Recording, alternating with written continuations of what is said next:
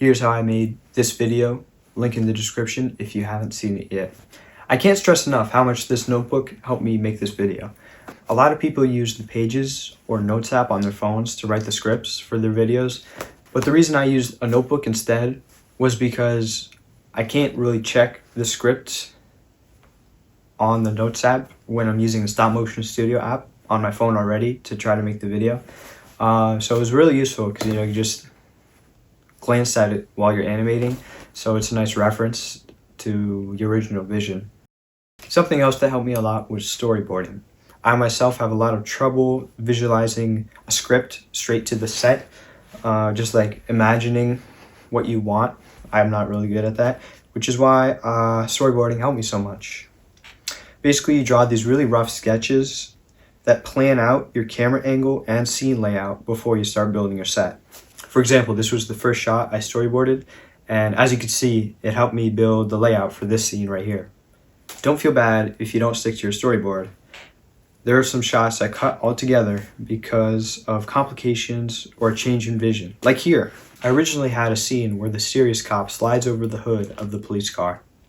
It would have looked really cool and brought the animation to another level, but because I built the set the way I did, the police car is too close to the building on the side of the road for it to happen. I mean, like, for me to animate. Quick side note, it doesn't really matter if your storyboards don't look good. I mean, just look at mine. The only purpose of them is to communicate and remind yourself what/who is in the shot, the perspective or camera angle, and the setting. So as long as you can understand them, they're fine. If you're having trouble coming up with a story, what I like to do is pretend you already wrote it and just retell it, like pretend you're retelling it to someone else when you're writing it. Or you could record yourself with a camera.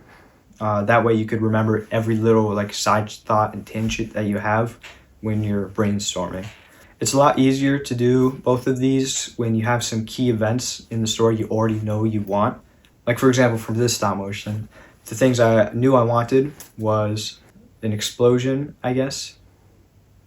And I guess you could say he was too fast, too furious. So then I built the story with that in mind. Okay, now we're moving on to set design. My main method for the set design for this video was basically just building the scenes and perspectives from the storyboards. For the scenes and sets that take like all of your pieces, for me it was like this canyon shot here.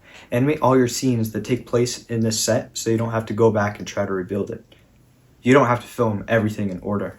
I have these 3 blue posters set up right now so I could get diverse camera angles while maintaining the presence of the setting. I don't know if you could tell, but I don't have that many tan pieces, so I stacked a couple in the foreground just to like build it up a little. I had a lot of these tan window pieces, so I angled some of them in a certain way that hid the holes and gave them more structure. Now we're on audio/editing. My audio process for this video was to record the voices for the first scene in voice memos, go to DaVinci Resolve, add the voices and the music. You should add music now if you're trying to sync up your animation with it.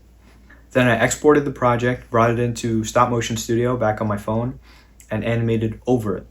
If the next scene didn't have a voice, I just kept animating until a scene that did. Then I saved the stop motion, brought it back into the same DaVinci Resolve project, and basically I kept bringing it back and forth until I finished animating, and then I edited the final cut in DaVinci Resolve. Big thanks to Edbound for voicing the clumsy cop. He did a great job, and it definitely gave the video more personality. Now we're on animation. You know, there's nothing too crazy, just like easing in and easing out. There's a lot of fun animating again when I hadn't for so long. Like I took a break for a while, and I'm really happy with how it turned out. For some shots, the light flicker really bugs me, so for my next video, I'll try to have less of that. Looking at it now, I would have made the video more lively. Maybe in the Starbucks, some guys in the line would like twitch a little, like the 2 cops having little reactions to what the other one says. Just like little stuff like that. Also, I think the pacing is a little too fast. Let me know what you guys think about it. But part of that was just because the choice of like a chase scene. But I'd like to find a sweet middle ground in the future. Despite all my nitpicks, I'm really happy with the final product as a whole. Thanks for watching, and please subscribe.